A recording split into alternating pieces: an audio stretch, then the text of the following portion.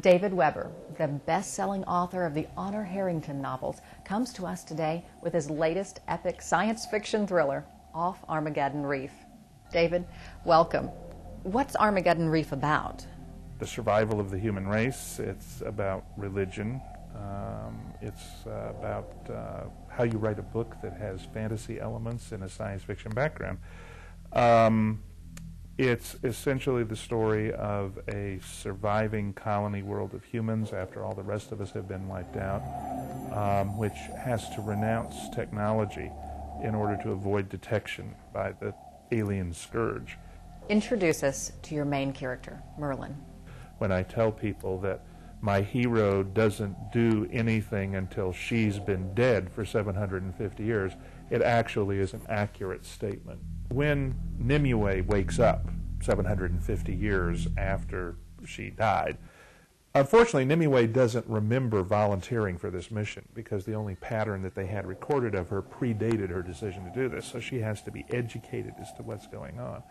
But anyway, she wakes up in a male-dominated society, which she's going to have to influence. She has to assume a male persona, and so physically she becomes male as an android running around here, and she adopts the name of Merlin because she's supposed to be the educator, the sort of agent provocateur who's supposed to break this matrix.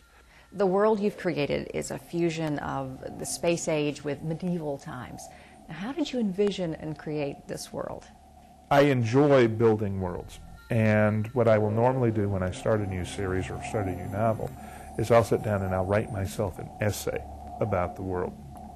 And I'll be looking at tech levels, I'll be looking at political structures, I'll be looking at philosophical structures and whatnot, and I'll have sections in the essay on all of those. I suppose you could call it a brainstorming session. It doesn't really feel that way to me while I'm doing it, but the details come together and I'll think about them and I'll say, no, I need to change this or whatever. I build the matrix before I even start on the novel. And having done that, then all I have to do is plug the characters into the matrix and tell them what the problem is and watch them solve it within the context that I've established. And to me, that's half the enjoyment as a writer in doing the books. Merlin is definitely space-age technology.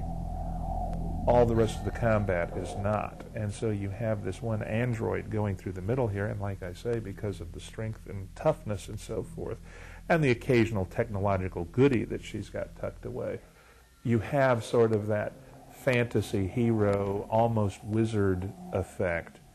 What would you say are the main themes of Off Armageddon Reef? That religion can be positive, it can be negative. Mm-hmm. It's that the human spirit, I think, ultimately is going to insist on triumphing. That you reach a point at which you have to decide what sorts of sacrifices you're willing to make for the principles and the beliefs that are dear to you. What can your fans look forward to in your upcoming novels? Armageddon Reef is the first novel in what is actually, at this point, an open-ended series. Ultimately, I would like to take them from their situation on the planet Safehold all the way back into space.